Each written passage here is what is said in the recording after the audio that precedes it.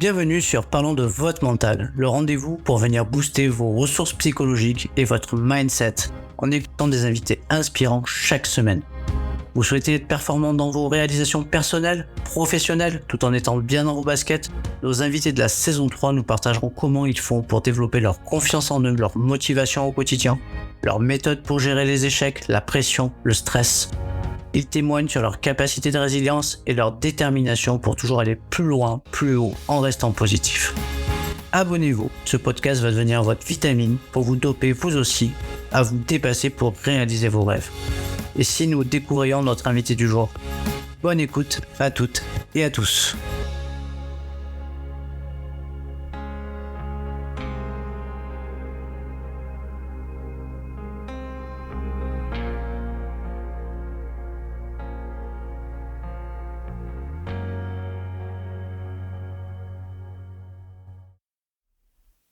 Bienvenue à toutes et à tous pour un nouvel épisode de Parlons de votre mental. Aujourd'hui, j'ai la chance d'aller à la rencontre d'Alexis Fontes, que j'ai eu la chance de voir, de rencontrer sur Hexagone MMA 9 à Reims. J'ai pu voir un super combat, j'ai pu être dans les coulisses aussi de sa préparation, c'était chouette. Et puis voilà, c'était chouette, j'ai immortalisé ça avec une très belle photo avec son petit gars. J'ai beaucoup aimé et je suis très heureux de pouvoir l'interviewer. Je pouvais pas le faire sur l'Hexagone MMA 9 parce que le temps était compté et que les épisodes du podcast durent quand même relativement longtemps, mais j'avais très très envie d'aller explorer son mental, qui nous parle un peu plus de lui, de son parcours. Il a une histoire incroyable qu'il va nous raconter parce que son combat là qu'il a fait du coup le week-end dernier, pour le faire, il est passé par des épreuves incroyables et du coup il va nous raconter un petit peu tout ça. Salut Alexis, j'étais un peu long, mais... Non, pas de souci, c'était parfait. Bon, est-ce que tu pourrais te présenter un petit peu?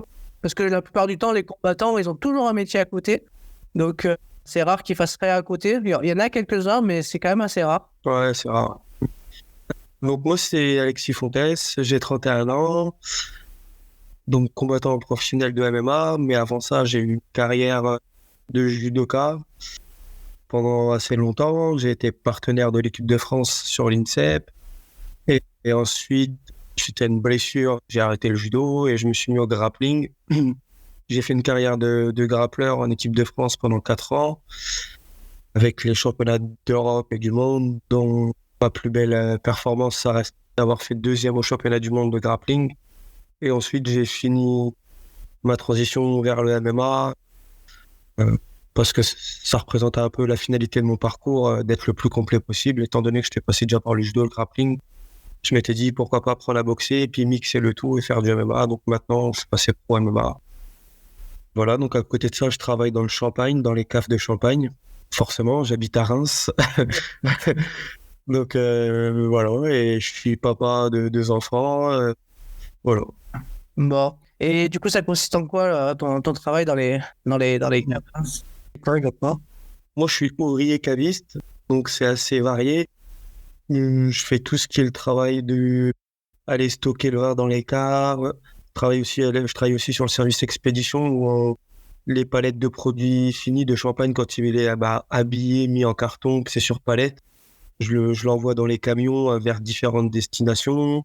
Je peux très bien me retrouver aussi faire de l'entréage, c'est faire des tas de bouteilles dans les caves, dans les caveaux pour que le champagne vieillisse 5, 10, 15 ans selon le lot et ce qui est souhaité par les œnologues. Donc c'est assez varié, je peux faire tout le travail du champagne en cave. Je suis ouvrier polyvalent caviste. Ouais, du coup, ça montre bien concilier, du coup, être athlète de haut niveau, c'est-à-dire qu'en même temps tu bosses et en même temps tu t'entraînes. Ouais, non mais c'est super compliqué en France, surtout avec le MMA qui vient d'être légalisé. Moi j'ai des journées de fou parce que je me lève le matin à 5h30, je pars travailler, je rentre, il est 16h, je vais m'entraîner pendant 2-3 heures. Ouais, c'est pas facile. Ouais, c'est clair. Ok, alors, comme tu sais, le podcast commence par le traditionnel portrait chinois, où on va essayer de te découvrir à travers ce portrait chinois aussi. T'es prêt? Oui. Donc, si tu étais une couleur, Alexis, quelle couleur serais-tu et pourquoi? Le bleu, ça représente Une couleur, je sais pas, la joie pour moi. Ok. Le moment de la journée que tu affectionnes particulièrement. Le soir, hein, pour aller à l'entraînement. Ok. Est-ce que tu aimes lire ou pas? Non. Non. Est-ce que tu as des films qui te plaisent autrement? Ouais. Est-ce que tu en as un culte qui t'a marqué et qui t'inspire? Gladiateur. Et il était excellent celui-là. Est-ce que tu as une citation qui t'inspire? Ouais. Il n'y a pas de victoire sans combat. Quelle est ta principale qualité selon toi? Courageux. Est-ce que tu écoutes des podcasts? Oui. Que tu écoutes le mien? Maintenant, oui, que je t'ai découvert. Mais avant ça, non, je vais pas mentir. Quels sont les autres que tu écoutes en temps normal? Tout ce qui est les podcasts autour du MMA, La Sueur, AB Show, Pugilat, tout ça, Laser MMA, tous les podcasts autour du MMA, je les écoute. Ok. Ta musique d'entrée, c'est quoi? C'était Somebody Told Me de The Killers, ce week-end. Ok. Pourquoi celle-là? Je l'ai écouté une fois lors d'une soirée et je sais pas, elle m'a motivé. L'air de la musique m'a motivé, il n'y a pas forcément une raison particulière. Ok. On va dire c'est la musique sur laquelle tu te voyais bien rentrer finalement. Ouais, je sais pas, j'ai eu un flash, je me suis dit tiens, je vais rentrer là-dessus, ça m'a l'air bien. Et il n'y avait pas forcément de raison, c'était l'air quoi, de la musique qui faisait que. Une date du sport qui t'a marqué? Coupe du Monde 98, hein, Avec l'équipe Zizou. c'était incroyable, l'engouement. Toi, il y en a une. Et pour toi, personnellement, il y en a une qui t'a marqué plus qu'une autre? Ouais, quand j'ai fini deuxième au championnat du monde de grappling, c'était le plus beau moment de ma carrière. D'arriver en finale d'un championnat du monde, c'était incroyable. Tu m'étonnes. Ça arrive pas tous les jours, ça. Hein. Ah non, malheureusement. Ça arrive pas tous les jours. Ok, écoute, j'ai fait un peu mon petit lot de questions pour le portrait chinois. On va rentrer dans le vif du sujet. Un peu plus parler de mental, de ton parcours. Et qu'est-ce qui t'inspire ton parcours? Qu'est-ce qui m'inspire Ouais. Sur mon parcours? Ouais, ton parcours à toi, ouais. Moi, ce qui m'inspire, c'est qu'en fait, j'ai mes enfants, hein, c'est ma source d'inspiration. C'est vraiment ce qui m'inspire, en fait. J'ai vraiment envie de leur montrer que leur papa, il se bat au quotidien pour certaines choses et que la vie, elle est pas facile en ce moment. Mais que, quoi qu'il arrive, il faut quand même avancer et que quand on a un objectif en tête, faut se battre pour, quoi. Même s'il y a des choses qui se mettent devant nous, il faut réussir à les ultrapasser. Et c'est vraiment le message que j'ai envie de leur faire passer. Donc, quand je les vois me regarder, m'entraîner ou combattre, et je vois dans leurs yeux qu'ils sont fiers de moi et émerveillés. D'ailleurs, à la maison, j'ai une salle de sport dans mon sous-sol et eux, ils passent leur journée dans la salle à s'entraîner, à taper au sac, tout ça. Et j'ai vraiment envie de les inspirer. Je sais pas, alors je dis pas que j'ai envie qu'ils fassent comme moi du MMA et je les force pas du tout d'ailleurs parce que j'ai pas forcément envie de voir mes enfants dans une cage. En tout cas, il y a un autre message derrière ça pour eux, quoi. Du coup, il y a deux événements marquants là, qui m'ont marqué. Donc, à Reims, c'est déjà, en fait, tu as eu un message hyper émouvant à la fin de ton combat. Bon, on a pu voir toute la joie que tu pouvais avoir. Hein. Ça a sauté par-dessus la cage. Et du coup, t'as fait monter un de tes enfants là c'était un message super émouvant. Si j'arrive à le retrouver, j'essaierai de l'inclure dans le podcast parce que c'était chouette à entendre. C'était un message plein d'émotions et puis qui vient aussi, ponctuer toutes les galères que tu as eues sur le ring, sur lequel on va revenir parce que finalement, si je te dis rendre possible l'impossible, c'est un peu ce que tu as fait, quoi. Ouais, c'est ça. Donc, pour revenir sur ça, c'est qu'en fait, moi, au mois de février, je devais combattre à 3 lors d'un gala de MMA. Je devais déjà affronter Kevin Dale. Et 3 semaines du combat, j'ai attrapé un staphylocoque doré avec un début de septicémie au niveau de ma cuisse à l'entraînement. J'ai attrapé ça sur les tatamis. Du coup, j'ai dû me faire opérer en urgence parce que ma jambe avait triplé de volume en 2 jours. J'ai essayé de prendre des antibiotiques, tout ça, mais ça faisait que d'empirer. J'arrivais même plus à uriner. Donc, j'ai dû rester à l'hôpital. J'ai été hospitalisé. Ils m'ont ouvert. Ils ont drainé le pus. Et donc, forcément, annulation du combat parce que je pouvais pas marcher. J'avais des points de suture, tout ça. Suite à ça, j'ai repris les entraînements un mois après. tranquillement. Et là, on me propose un combat à Reims contre Kevin Dell. Et un mois et une semaine avant le combat contre Kevin, là, je rattrape un staphylocoque doré au niveau de ma rotule. Récidive, je pense, du premier. Le virus devait être encore dans mon corps et il s'est réveillé à ce moment-là, un mois et demi avant le combat. Mais là, c'était beaucoup plus grave parce que ça commençait à toucher les articulations de mon genou. Ma jambe, c'est pareil, elle avait triplé de volume. Les médecins, ils étaient inquiets parce que ça faisait le deuxième staphylocoque doré en 3 mois. J'avais réinfection du sang, j'étais très fatigué, donc je suis resté à l'hôpital un moment. Ils m'ont opéré, donc en plein sur la rotule, 15 points de suture, la jambe immobilisée pendant 1 mois en attelle. Donc forcément, j'ai pas pu me préparer pour le combat, mais à aucun moment, j'ai prévenu les organisateurs, mon adversaire, que j'avais eu ça. Donc ça, c'était secret entre moi, ma femme, mes coachs et mon manager. Je l'avais prévenu, je lui avais dit, écoute, voilà, il s'est repassé ça. J'ai pas envie d'annuler le combat, on va rien dire, parce que même si je me prépare que 5 jours, bah, je vais y aller au combat. Et donc, du coup, c'est ce qui s'est passé. Bon, j'ai eu quand même 15 jours de préparation, donc c'est pas énorme. Mais les premiers entraînements, bah, c'était assis sur une chaise, à boxer au sac, faire du shadow dans le vide avec des poids, avec ma jambe en attelle. C'était hyper compliqué. En plus, j'avais 14 kilos à perdre. C'était vraiment très difficile, mais il y avait plusieurs choses qui faisaient que je pouvais pas annuler ce combat. C'était le respect de mon adversaire. J'avais déjà annulé 2 mois avant avec lui pour la même chose. Il s'était préparé, j'ai annulé, je voulais pas refaire la même chose. Vis-à-vis d'Hexagone aussi, parce que l'année dernière, je devais combattre Hexagone à Reims, mais mon adversaire, c'était un Ukrainien. Et le jour de son départ, pour qu'il vienne sur Reims combattre, c'est le jour où il y a eu les premiers bombardements. Du coup, les vols ont été annulés et mon adversaire n'a pas pu venir. Donc, j'avais déjà pas combattu pour Hexagone. Et puis, il y avait aussi ce côté personnel où j'avais besoin d'un combat pour me satisfaire parce que j'ai eu trop de galères cette année entre les 2 staphylocoques avec 2 opérations. Mon dernier combat au Cage Warrior, je me suis cassé 2 côtes dès les premières secondes du combat. Et c'était une année compliquée, quoi. Entre 3 grosses blessures, les annulations de combat, tout ça, il fallait une victoire pour me relancer dans ma tête, dans ma carrière, quoi. Donc, j'ai pas voulu annuler. Et avec mes coachs, on a fait un gros travail sur 15 jours pour ma préparation et c'est passé. Ouais, c'est clair. En tout cas, en compte, quand je t'écoute, je me dis waouh. Ouais, c'était fou. Moi, dans ma tête, c'était un peu tout brouillon. Je savais pas comment j'allais faire, qu'est-ce qui allait se passer. Mes coachs, ils ont fait un travail remarquable. Ils ont su me donner les bons mots, les bonnes paroles.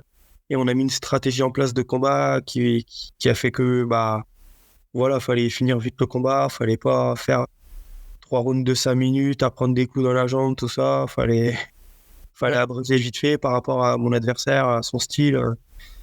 Donc, on a adopté la bonne stratégie et ça a payé. Ouais, parce que le combat, il n'a pas duré si longtemps que ça. Hein. Non, il n'a pas duré si longtemps que ça. Bon, c'est malheureux pour mon adversaire, il n'a pas pu trop s'exprimer parce que c'est quelqu'un qui est vraiment solide de base. D'ailleurs, son dernier combat, il a choqué tout le monde. Il a mis un gros chaos spectaculaire. Donc, on savait que c'était un diesel aussi. Donc, on a adopté une stratégie où il fallait lui rentrer dedans tout de suite et l'emmener dans mon domaine pour finir le combat. Ouais, c'est là où c'est important aussi de le signaler, c'est que beaucoup voient le MMA comme un sport un peu de brut. Ouais. Ils oublient que, en fait, il y a différentes manières d'opérer et que la stratégie, elle est hyper présente pour pouvoir, on va dire, aller sur le terrain qui est le plus adapté aux spécificités des combattants. Et ça, c'est hyper important de l'avoir en tête parce que je pense que les gens, ils voient le MMA comme des gladiateurs des temps modernes. Et puis, je pense qu'ils ne voient pas la stratégie, en fait. Non, du tout. Ils voient 2 mecs musclés qui se battent dans une cage et se disent, c'est des guerriers. Mais franchement, il y a des heures d'analyse de vidéos. Moi, j'ai analysé chaque mouvement de mon adversaire, comment il se déplace, comment il boxe, comment il recule, comment il avance, ce qu'il fait, ses soumissions, ses points forts, ses points faibles. On a écrit sur papier, on a tout analysé. Il y a un vrai jeu d'échecs derrière tout ça. Et je savais, et tout ce que j'ai fait, ça a été millimétré, calculé. J'ai les vidéos d'entraînement et chaque mouvement que j'ai fait, c'est ce que j'ai répété des milliers de fois à l'entraînement, des centaines de fois.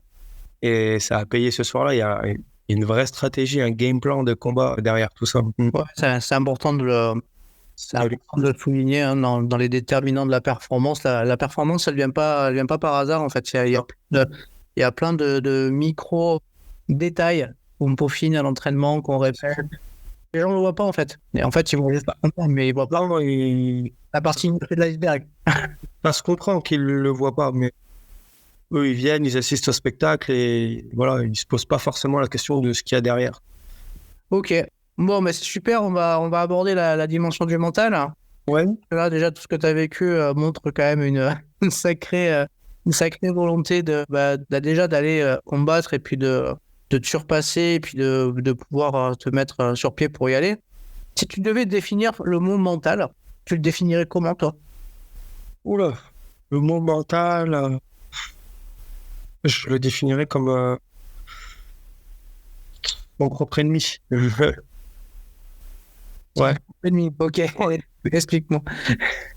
Moi, je trouve que tout ça, d'abord, c'est une bataille contre soi-même. En fait, notre pire ennemi, c'est nous-mêmes, c'est notre mental à nous. Et enfin, on est face à notre mental. Je trouve qu'on est face à notre mental et c'est pour ça que je te dis ça, en fait. Parce que, ouais, voilà, pour mon cas, moi, mon pire ennemi, c'est moi-même, en fait. Je me bats contre moi-même avant tout. Ok, donc il y a deux combats, quoi.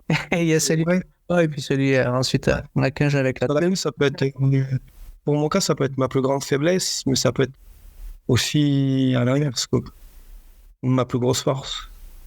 Ok. Et si tu devais décrire une personne qui a un bon mental, tu la décrirais comment? Quelqu'un de serein, posé. Ouais. Alors toi, en termes de prépa mentale, qu'est-ce que tu as l'habitude de faire pour te préparer? Alors, une fois ou deux dans l'année, j'aime bien aller faire des séances d'hypnose. Sinon, je me prépare avec un sophrologue. Moi, je suis le genre d'athlète qui a besoin de prépa mentale. Donc, ouais, je travaille avec un sophrologue avant mes combats. 1 mois et demi, 2 mois avant, on commence les séances. Ok. Sauf si c'est secret, comment tu travailles autour de la sophrologie? Qu'est-ce que tu mets en place qui t'aide? Beaucoup d'exercices de respiration et visualisation. Donc voilà, principalement, ça tourne sur ça. Et aussi, lors de mes sparring, les jours de sparring durs, on travaille aussi sur, entre les rounds, tu vois, de mes sparring, revenir au calme et visualiser ce qui n'a pas été sur le round, mettre des mots sur les choses. Par exemple, me dit, qu'est-ce que tu as ressenti après ton sparring? Et là, on va pouvoir déterminer si c'était de la colère, de la frustration. Si j'ai pas réussi à faire mes abdos au sol, je suis frustré, je suis en colère. Et du coup, là, on essaie de revenir au calme et de se dire non, de changer cette façon pour les rounds d'après, quoi. Ok. Et tu disais que tu allais au moins 2 fois par an faire de l'hypnose. Ouais. Qu'est-ce que ça t'apporte exactement? Tu travailles sur quoi quand tu vas faire ces 2 séances-là? Ça va être plus sur faire un peu un reset, quoi, de tout ce qu'il y a eu dans mon année de négatif. Et je vais aussi travailler sur la remise en confiance sur des choses que j'aurais pu perdre confiance. Par exemple, si j'ai pris une année où j'ai eu 1 ou 2 défaites dans l'année, on va travailler là-dessus pour essayer de les effacer de ma tête pour repartir. Ok, pour éviter d'avoir des cadavres dans le placard, quoi. Voilà, exactement. J'avais pas un jour où c'est important et que du coup, mentalement, ton cerveau, il est fait ce reset pour pas que ça vienne polluer ton combat du moment. Ouais, je comprends. Ok, super intéressant cette double, en tout cas cette double approche hypnose et sophrologie. Donc finalement, t'es sur 3 outils. T'as des rituels? Oh oui. Ouais, j'ai des rituels.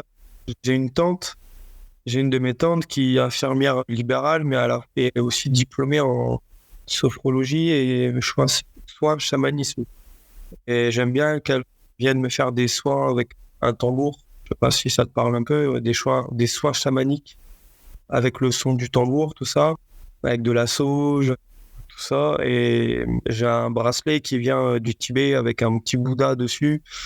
Et avant de combattre, je passe ce bracelet par-dessus mes gants de MMA et ça me protège. Enfin, psychologiquement, ça me protège. Ouais, je comprends. Non, mais c'est hyper intéressant d'aller dans cette dimension-là. Et non, je connais pas, j'ai jamais fait de soins chamaniques, mais j'en ai déjà entendu parler. Mais c'est intéressant, en tout cas, cette approche, en tout cas. Et ok. Bon, c'est super chouette de nous livrer un petit peu ta prépa mentale un petit peu personnelle. Est-ce que tu penses que pour le mental, c'est important de se connecter avec soi-même? Ouais. Ouais. Il faut être très connecté avec soi-même, je pense même. Ouais. Je sais pas si tu as remarqué, quand je suis rentré dans la cage samedi, il y a un truc que j'ai fait, c'est que j'ai sauté dans la cage. Au moment de rentrer, j'ai sauté pour, quand j'ai réatterri sur la cage, pour avoir la sensation que mes 2 pieds étaient bien ancrés dans le sol. Et que c'était un signe que je suis bien centré avec moi-même, en fait. Ok. Mais de toute façon, t'as sauté pour rentrer, mais t'as sauté pour sortir aussi. Ouais, j'ai sauté tout. On va parler de confiance et de droit à l'erreur. Alors, comment t'as bâti ta confiance en toi? Oh, bah, avec les choses que j'ai réalisées au cours de ma carrière, hein, avec toutes les petites choses que tu peux accomplir, les petites victoires, même au-delà des victoires, quoi. Tout ce que je fais dans la vie en dehors du sport, par rapport à mes enfants, ma femme, tout ça. Je me suis bâti comme ça. En fait, c'est la vie, les expérimentations, les réussites. Ça, ouais, c'est ça, les victoires, des combats, les choses que j'ai réussies. Ouais, tout ce qui est, ouais, toutes les petites victoires que tu peux avoir, que ce soit sportive ou non, c'est tout bête, tu vois, mais t'achètes une maison, tu fais tes travaux toi-même, tu rends fier ta femme, tes enfants, tu vas combattre, tu gagnes. Là, je monte une salle de sport, toutes ces choses-là que tu arrives à accomplir. Oui, exactement. Bah, déjà, on pourra en parler à la fin, garde-le en tête. Je sais que l'ouverture, c'est pour septembre, c'est ça? Oui. Et on en dira un petit mot à la fin pour ceux qui habitent à Reims. Alors, j'avais une question en tête. Ouais, c'est ça. En fait, la question que j'avais en tête, c'est ta façon de voir le droit à l'erreur. Sachant que, bon, bah, dans la cage, bon, il n'y a pas trop droit à l'erreur parce que ça peut être vite la punition. Mais globalement, dans la vie, comment tu vois ça? Bah, on a tous le droit à l'erreur. De toute façon, qui ne fait pas d'erreur, je vais te dire. Le tout, c'est de savoir les reconnaître et puis bah, ensuite de pas recommencer, quoi. Je vais te dire. Moi, je fais souvent des erreurs, que ce soit sur mon parcours professionnel ou sportif, ou dans ma vie de famille, je fais des erreurs, mais bah, le tout, c'est d'en parler, dialoguer, et puis bah, de s'améliorer, quoi, pour les fois d'après. Moi, j'ai toujours ce truc en tête de vouloir mieux faire, m'améliorer. Si je fais quelque chose de mal avec ma famille, je vais en parler avec ma femme, et puis le dialogue, c'est important, ouais. Et j'essaie de m'améliorer pour les fois d'après. Mais franchement, je connais personne qui ne fait pas d'erreur. Oui, t'as entièrement raison. De toute façon, Après, moi, je parle rarement d'erreur ou d'échec. J'aime bien utiliser plutôt le mot expérience. Je trouve que, voilà, erreur, échec, c'est des mots qu'on utilise plus particulièrement en France, mais pas forcément à l'étranger. Dans le mindset à l'étranger, on parle plus d'expérience, de capitalisation, de ce dont tu parles, quoi. C'est-à-dire de rebondir sur les choses qu'on peut améliorer, comme tu le dis si bien. Le regard des autres. Alors, est-ce que c'est quelque chose sur lequel tu as dû travailler ou c'est toujours quelque chose que tu as fait avec? Non, c'est quelque chose sur lequel j'ai dû travailler. Moi, j'étais quelqu'un, le regard des autres, ça m'impactait un petit peu. Enfin, c'est pas que ça m'a impacté, mais je suis quelqu'un d'assez sociable, gentil dans la vie et j'ai souvent envie de faire plaisir à tout le monde. J'ai du mal à dire non, tu vois. Et j'ai dû travailler un peu là-dessus parce que, bah, en fait, tu peux pas plaire à tout le monde, tu peux pas toujours dire oui. Et c'est un de mes petits défauts que j'avais. Donc j'ai dû travailler sur ça. Ouais. Je fais pour moi, mais je travaille toujours sur ça d'ailleurs. ça fait complètement écho. Bah ouais, mais en fait, ça c'est comment dire? On va dire, c'est le penchant des gens un peu gentils, généreux, qui ont. Ouais, j'arrive pas à dire non. Quand on m'appelle pour quelque chose, je dis toujours oui à n'importe quelle heure. Je sais pas dire non. Et bah, tu vois, ma femme, elle m'aide là-dessus. Elle m'apprend à des fois prendre du recul, et apprendre à dire non. Donc, ouais, le regard des autres, c'était pas évident pour moi. Travailler là-dessus. Ouais. Moi, j'ai trouvé une solution, en fait. C'est si je dois pas ou dire oui ou pas dire non parce que je sais pas, en fait, j'ai dit écoute, laisse-moi 5 minutes, je vais y réfléchir. 5 longues minutes. Y réfléchir, je reviens vers toi. Parce que, non, mais c'est vrai, hein, je comprends totalement ton positionnement. Hein. C'est vrai qu'on a toujours envie de faire plaisir. Et... Ouais, moi j'ai trop ce truc-là. J'ai été élevé dans une famille où, bon après c'est des préjugés, mais je suis portugais d'origine et chez nous, on accueille tout le monde, la maison elle est ouverte tout le temps. Moi, si je m'écoutais que moi, j'aurais peut-être 50 personnes à la maison tous les jours à faire à manger pour tout le monde et à aller aider les copains chez eux pour les travaux, donner ma chemise. Mais Ouais, t'as un truc. voilà, Faut pas s'oublier, on va dire. Il faut pas s'oublier. voilà, faut pas s'oublier. Moi, j'attends jamais de retour. En plus, je fais tout le temps de bon cœur. Donc, ouais, pas facile. Mais je vais peut-être y penser à tes 5 minutes. Ouais, c'est vrai que t'as pas dit 5 quarts d'heure ou laisse-moi la journée, j'y réfléchis, je reviens vers toi demain. Hein. Bah ouais, parce que c'est vrai que c'est un peu, tu sais, c'est oui, non, c'est très très binaire. Hein. Du coup, ça ne te laisse pas le temps d'évaluer la situation pour savoir si vraiment tu es en phase avec ça, Ouais. si vraiment tu as envie de le faire et les raisons, si ça a du sens pour toi de le faire. Tu vois, c'est bon. Voilà, bon. Je te laisse le tips du jour pour ceux qui ont du mal avec savoir dire non. Mais voilà. Est-ce que tu as des techniques pour des choses que tu mets en place pour toujours être positif dans ton quotidien? Non, j'ai pas une routine sur ça, non. Parce que tu as dû, au vu de tout ce que tu as traversé là, ces mois derniers, tu as dû quand même utiliser des choses pour. Enfin, je pense que l'objectif du combat, ça a dû te donner de la motivation, mais pour rester positif quand on a autant de galères, et puis des soins médicaux, une hospitalisation, staphylocoque doré, c'est très compliqué de s'en débarrasser, et en plus qui revient. Comment tu as fait pour garder l'espoir, le moral, la positivité aussi dans ce moment-là? Déjà, tu sais, moi, à l'âge de 3, bah, c'est un peu personnel, mais j'ai pas de honte à en parler, c'est qu'à l'âge de 3 ans, mes parents, ils se sont séparés et mon père, il est parti, je l'ai jamais revu. Du coup, j'ai été élevé un peu par ma mère et mes grands-parents. Et le fait de ne pas avoir de père, ça a développé au fond de moi quelque chose, une rage, une envie de prouver. Et j'avais ce truc de vouloir être champion du monde de judo, de vouloir prouver à mon père qu'il a eu tort de partir. J'ai l'impression que j'ai toujours ce truc au fond de moi où je veux montrer que voilà, je peux faire des choses, je suis pas voilà, je suis pas bon à rien et que je peux y arriver comme. Donc j'ai vraiment une rage, une hargne au fond de moi et par les années passent et elle est toujours là en fait. Et il y a des athlètes qui te disent oui, j'arrive vers la trentaine, j'ai plus la même motivation de ça. Et moi j'ai une motivation qui est, j'ai l'impression, innée chez moi. Je suis un fou d'entraînement. Je peux demander à mes partenaires, à mes coachs, ils me freinent parce que moi je m'entraînerai toute la journée quoi. J'ai ce truc de peut-être la passion aussi qui est en moi qui fait que. Mais depuis 6 ans, depuis que j'ai ma femme et mes enfants, c'est eux qui me rendent positif et qui me. Tu vois, quand je rentre à la maison où je vois mes 2 petits, putain, il n'y a rien de mieux quoi pour moi. J'ai envie de me battre pour eux, comme je disais tout à l'heure. Et j'ai une femme en or aussi qui m'aide, qui me pousse, qui. Tu sais, c'est pas facile de vivre avec un athlète de haut niveau quand il part toute la journée travailler, qu'il rentre à 16h30 et qu'il se barre jusqu'à 20h à l'entraînement. Ta femme, en fait, elle a fait sa journée aussi, rentre, elle s'occupe des enfants, elle fait à manger. Et toi, t'es toujours pas rentré et elle a fait tout ça. C'est pas facile de vivre avec quelqu'un qui accepte ta passion, parce que ça nous prend du temps. Moi, ça me prend entre 15 et 20 heures par semaine. Donc, le fait d'être avec une personne qui accepte tout ça, qui me pousse, mais sans me forcer, tu vois, elle me force pas à combattre. Si demain je lui dis j'arrête, elle me suit. Par contre, tant que je lui dis que j'ai envie, par contre, elle me pousse, quoi. Donc, c'est important aussi d'avoir le cocon familial qui va avec, quoi.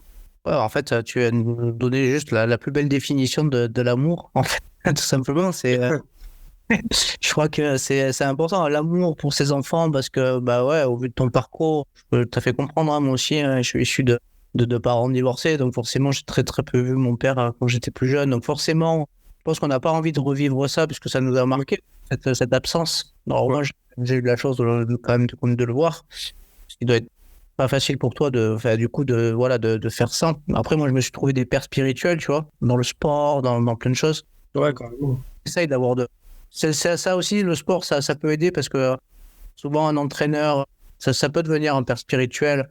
Carrément. Et ça, c'est important. Mais après, voilà, les enfants, c'est sûr qu'on a envie de leur donner le meilleur de ce que nous, on n'a peut-être pas forcément eu. Donc, on a envie de leur donner. Donc, je comprends totalement ton positionnement. Et puis, ouais, et puis après, la vie d'athlète de haut niveau, c'est s'entraîner. Et puis, voilà, beaucoup de sports aujourd'hui, malheureusement, n'ont pas assez de soutien financier. Donc, tu es obligé de travailler. Donc, forcément, voilà, c'est pas comme quand tu joues au foot et que tu prends, je sais pas combien par mois. Donc là, ben voilà, il y a énormément de sports, que ce soit le judo, que ce soit la boxe, que ce soit le MMA qui arrive en France. Enfin, voilà, il y a quand même, les gens sont obligés d'avoir un autre métier à côté, de s'entraîner, et c'est en ça que ça les rend encore plus méritants. D'où la passion. Je pense que c'est la passion qui vous anime. Ouais, bah oui, c'est ça.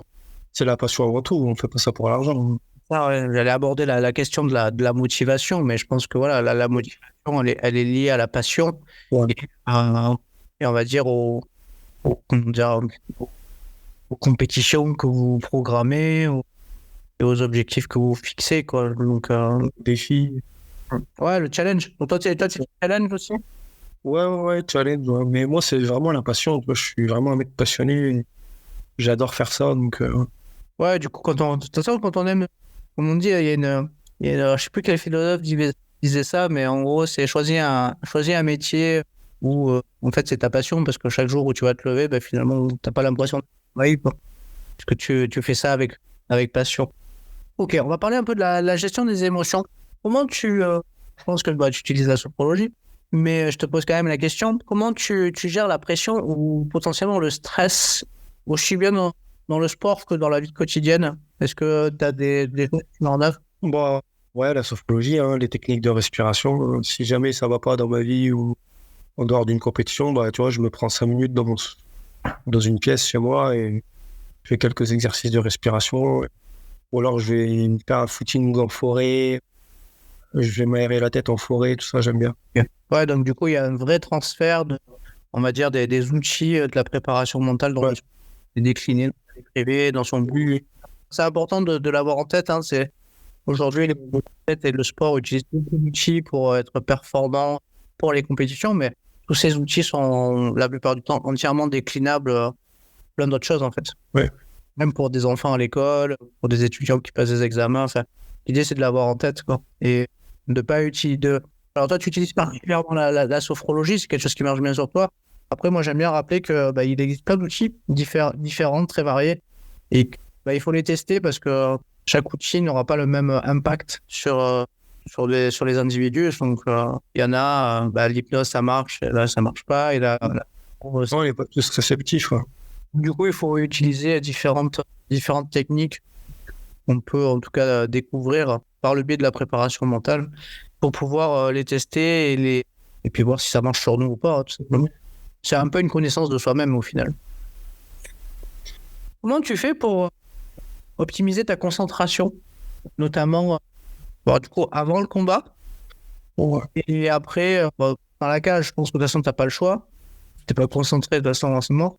Mais c'est surtout l'avant-combat. Alors, moi, je t'ai vu avant le combat, je t'ai vu faire ton échauffement, en fait.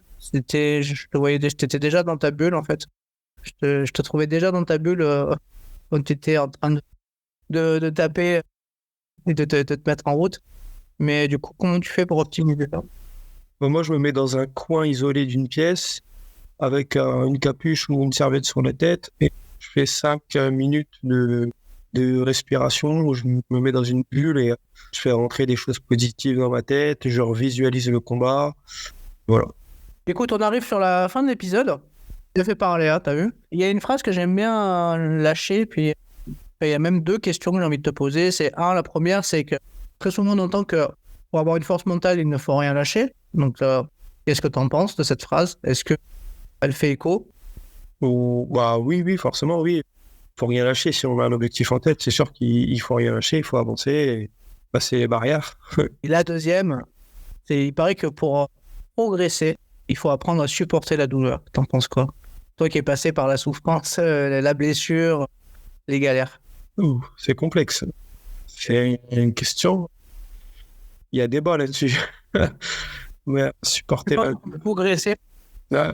Mais si tu t'es peu entraîné et que tu étais dans la galère, que tu n'as pas eu suffisamment de préparation, est-ce que tu penses que ça t'a fait progresser Progresse. Ouais, forcément, ça te donne peut-être de la niaque et de la hargne en plus dans ta tête parce que tu te dis, j'ai passé ça, j'ai souffert, donc oui, j'ai peut-être progressé parce que j'ai peut-être moins lâché l'affaire que si j'avais pas souffert. Donc peut-être que quelque part, ça te fait progresser. Mais à la fois, si tu as déjà cette envie si tu as déjà ce truc de surpasser la douleur et pour y arriver, c'est que tu es déjà fort dans ta tête quand même. Donc, mais allez, j'ai envie de te dire oui.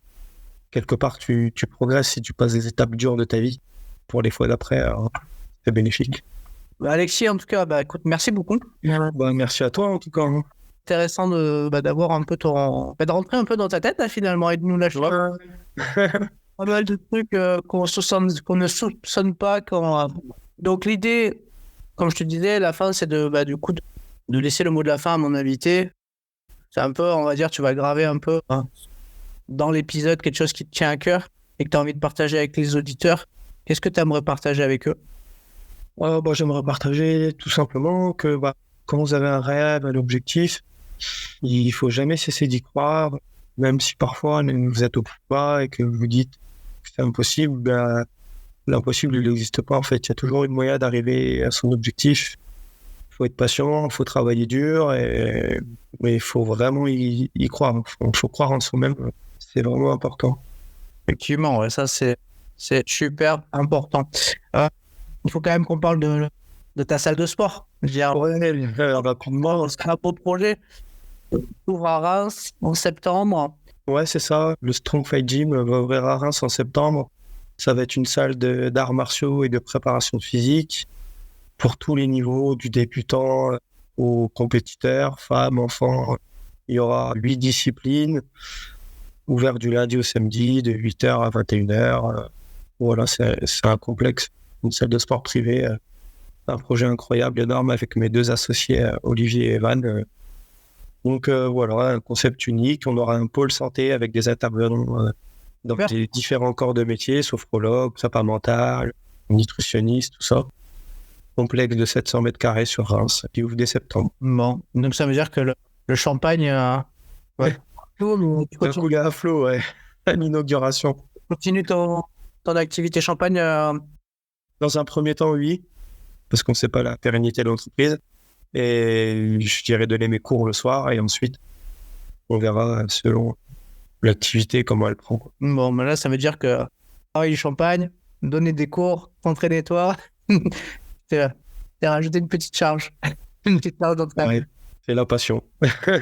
Ouais, non, mais c'est super. Bravo pour tout ce que tu mets en œuvre et je pense que c'est vachement bien après autour de la salle de sport d'avoir mis cette cellule un peu de performance avec plein de professionnels de santé pour venir aider les jeunes. Ouais, voilà, on voulait faire un concept unique où les gens ils viennent chez nous s'entraîner, mais ils peuvent être pris en charge aussi sur des autres aspects de leur vie, le mental, la nutrition, le bien-être avec un kiné. Donc c'est pas seulement juste venir s'entraîner, quoi. On veut créer quelque chose. Ouais, autour du sport. Familial, ouais. Autour du sport et de la santé. Donc en fait, très bien dans les thèmes du ministère des sports, et puis en termes de sport. Ouais, c'est ça, ouais. L'option médicale, c'est le faire du sport, quoi. On veut une ambiance familiale où les gens se sentent bien. Donc... Bon, ça c'est super. Est-ce que tu seras sur les prochaines dates d'Hexagone MMA? Ça va pour reparler. Hein. Du coup, la prochaine, c'est le 28 juillet 2023, c'est à Orange. Ouais, donc ça non. J'avais quelque chose en tête, moi, c'était l'arène de Béziers, parce que ça me ferait kiffer dans une arène. Sauf que je crois que la carte est déjà finalisée. Donc on verra pour les prochains événements avec eux. Ils ont des beaux endroits, ils ont des belles dates. Ouais, le 4 août, c'est dans les arènes de Béziers. Et ensuite, on retrouver peut-être à Nantes, alors, le 7 septembre. Ouais, c'est ça. Ouais, là, les discussions, elles sont pas encore en cours, mais dans les prochains jours, mon manager, il va faire le nécessaire. On va discuter avec Hexagone et puis je me sens bien avec Hexagone. Ils nous respectent vraiment. Ils nous mettent dans de bonnes conditions. C'est une superbe organisation. Donc, ouais, j'ai pu l'intérieur. C'est tout. Enfin, tout le staff, le Jérôme Pourru avec son frère, toutes les filles qui y a autour de ça sont vraiment au top. Ils sont gentils. Ils nous mettent bien.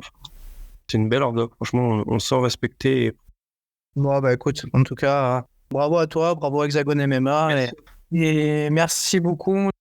Et en tout cas, bonne continuation pour les prochains combats. Merci, c'est gentil. À bientôt. Si cet épisode t'a plu, tu peux le partager en le taguant ou en lui laissant 5 étoiles sur Apple Podcast. Tu pourras aussi être tiré au sort pour gagner un test HomeSat pour évaluer tes qualités mentales.